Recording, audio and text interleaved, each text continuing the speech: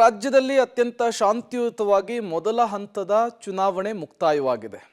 14 ಲೋಕಸಭಾ ಕ್ಷೇತ್ರದಲ್ಲಿ ಇವತ್ತು ಬೆಳಗ್ಗೆ 7 ಗಂಟೆಯಿಂದ ಸಂಜೆ 6 ಗಂಟೆಯವರೆಗೂ ಕೂಡ ಮತದಾನದ ಪ್ರಕ್ರಿಯೆಯನ್ನು ಹಮ್ಮಿಕೊಳ್ಳಲಾಗಿತ್ತು. ಹಲವು ವಿಶೇಷತೆಗಳಿಗೂ ಕೂಡ ಮೊದಲ ಹಂತದ ಚುನಾವಣೆ ಸಾಕ್ಷಿಯಾಗಿದೆ. ಹಾಗಾದ್ರೆ ಏನೇನೆಲ್ಲ ವಿಶೇಷ ಸಂಗತಿಗಳು ಘಟಿಸಿತು ಬನ್ನಿ ನೋಡ್ಕೊಂಡು ಬರೋಣ.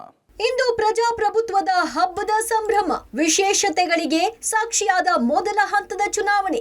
ಹಾಸನದಲ್ಲಿ 50 ವರ್ಷಗಳ ನಂತರ ಮುಖಾಮುಖಿಯಾದ ಗೆಳತಿಯರು. ಇಂದು ಮೊದಲ ಹಂತದ ಮತದಾನ ಸುಸೂತ್ರವಾಗಿ ನಡೆದಿದೆ. ಹಾಗೆಯೇ ಹಲವು ವಿಶೇಷತೆಗಳಿಗೆ ಕೆಲ ಕ್ಷೇತ್ರಗಳು ಸಾಕ್ಷಿಯಾಗಿವೆ. ಕೆಲವರು ವಿದೇಶದಿಂದ ಬಂದು ವೋಟಿಂಗ್ ಮಾಡಿದ್ರೆ, ಇನ್ನು ಕೆಲವರು ಮದುಮಕ್ಕಳು ಮದುವೆ ಉಡುಪಿನಲ್ಲಿ ಬಂದು ಹಕ್ಕನ್ನು ಚಲಾಯಿಸಿದ್ರು. ಇನ್ನು ಕೆಲವೆಡೆ ಅಪರೂಪದ ಗೆಳತಿಯರು ಮುಖಾಮುಖಿಯಾದ್ರೆ ಶತಾಯುಷಿಗಳು ವೋಟ್ ಮಾಡಿದ್ರು.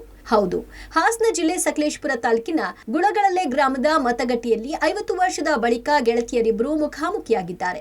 94 ವರ್ಷದ ಜಾನಮ್ಮ ಹಾಗೂ 93 ವರ್ಷದ ಫಾತಿಮಾ ಭೇಟಿಯಾಗಿದ್ದು, ಇಬ್ಬರು ಕಂಡ ಕೂಡಲೇ ಹಗ್ ಮಾಡಿ ಹರ್ಷ ವ್ಯಕ್ತಪಡಿಸಿದ್ರು. ಉಡುಪಿಯಲ್ಲಿ 93 ವರ್ಷದ ವೃದ್ಧೆ ಅಪ್ಪಿ ಎಂಬುವರು ಆಟೋದಲ್ಲಿ ಬಂದು ಹಕ್ಕನ್ನ ಚಲಾಯಿಸಿದ್ದಾರೆ. ನನ್ನ ಜೀವ ಇರುವವರೆಗೂ ನಾನು ವೋಟನ್ನ ಮಿಸ್ ಮಾಡಲ್ಲ, ಮತದಾನ ಅಂದ್ರೆ ನನಗೆ ಖುಷಿ ಅಂತ ಹೇಳಿದ್ದಾರೆ.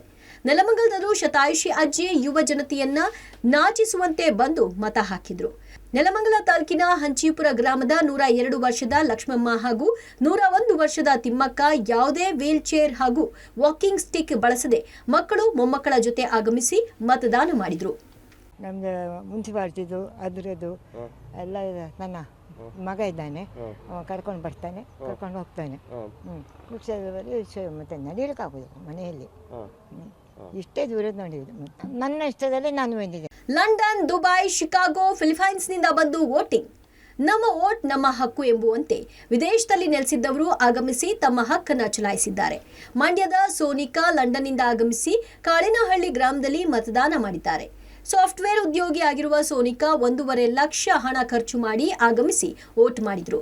ಕೋಲಾರ ನಿವಾಸಿಯಾಗಿರುವ ಅಬ್ದುಲ್ ಸುಬಾನ್ ದುಬೈನಲ್ಲಿ ನೆಲೆಸಿದ್ದು ಮತದಾನ ಮಾಡಲು ಕೋಲಾರಕ್ಕೆ ಆಗಮಿಸಿ ಮತಗಟ್ಟೆ ಸಂಖ್ಯೆ 117ರಲ್ಲಿ ಮತದಾನ ಮಾಡಿದ್ರು.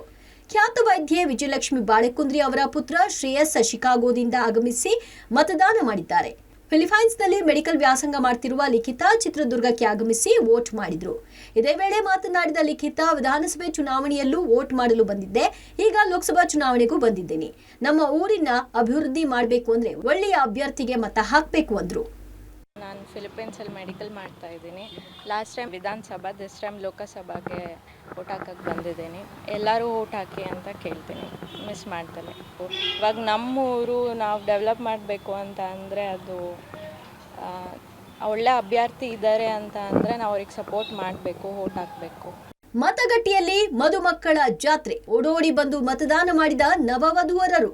ಮತಗಟ್ಟೆಯಲ್ಲಿ ಇಂದು ಮದುಮಕ್ಕಳ ಜಾತ್ರೆಯೇ ನಡೆದಿದೆ. ಉಡುಪಿಯಲ್ಲಿ ಹಸೆಮಣೆ ಏರುವ ಮೊದಲೇ ಮತಗಟ್ಟೆಗೆ ಓಡೋಡಿ ಬಂದು ಸ್ಫೂರ್ತಿ ಆಚಾರ್ಯ ಮತದಾನ ಮಾಡಿದ್ದಾರೆ. ಕುಂದಾಪುರ ಪುರಸಭೆಯ ಹೊಂಬಾರು ಬೆಟ್ಟು ಮತಗಟ್ಟೆಯಲ್ಲಿ ಅಶ್ವಿನಿ ಕೂಡ ಹಕ್ಕು ಚಲಾಯಿಸಿದ್ರು. ಚಿಕ್ಕಮಗಳೂರು ಜಿಲ್ಲೆಯ ಶೃಂಗೇರಿಯಲ್ಲಿ ಸ್ಪಂದನ ಎಂಬ ಯುವತಿ ವೋಟ್ ಮಾಡಿದ್ರು. ಬೆಂಗಳೂರಿನ ಶ್ರೀನಗರದಲ್ಲಿ ನವದಂಪತಿ ಕವಿತಾ ಯಾದವ್ ಹಾಗೂ ವಿನೋದ್ ಯಾದವ್ ಮತದಾನ ಮಾಡಿದ್ರು. ಚಿತ್ರದುರ್ಗದಲ್ಲೂ ಮಾಂಗಲ್ಯ ಧಾರಣೆ ಬಳಿಕ ಅರುಣ್ ಹಾಗೂ ಕಾವ್ಯ ಎಂಬ ನವದಂಪತಿ ಕಲ್ಯಾಣ ಮಂಟಪದಿಂದ ನೇರವಾಗಿ ಮತಗಟ್ಟೆಗೆ ಬಂದು ವೋಟ್ ಹಾಕಿದ್ರು. ಚಾಮರಾಜನಗರದ ಸಂತೆಮರಳ್ಳಿಯಲ್ಲಿ ವರ ಚೇತನ್ ಮತದಾನ ಮಾಡಿ ಬಳಿಕ ಮದುವೆ ಮಂಟಪಕ್ಕೆ ಬಂದಿದ್ರು. ತುಮಕೂರಿನಲ್ಲೂ ಮುಹೂರ್ತದ ಬಳಿಕ ಅಖಿಲ ಮತ್ತು ಮನೋಜ್ ಮತದಾನ ಮಾಡಿದ್ರು.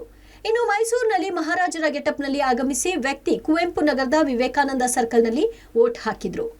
ಸರ್, ನನಗೆ ಎಷ್ಟು ಮದುವೆ ಇಂಪಾರ್ಟೆಂಟು ಅಷ್ಟೇ ಒಂದು ದೇಶಕ್ಕೆ ಮತ ಚಲಾಯಿಸೋದು ಅಷ್ಟೇ ಒಂದು important.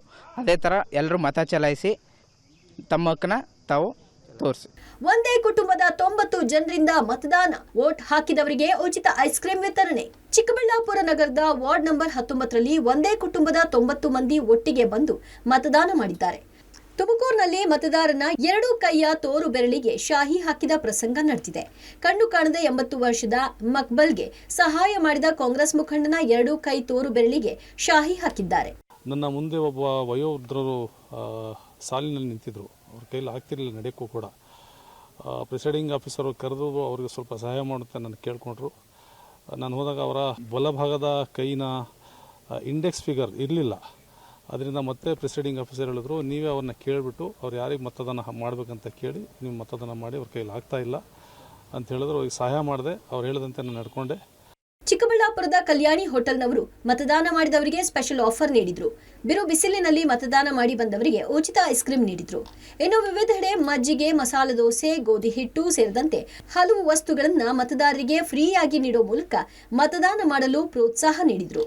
News desk, public TV.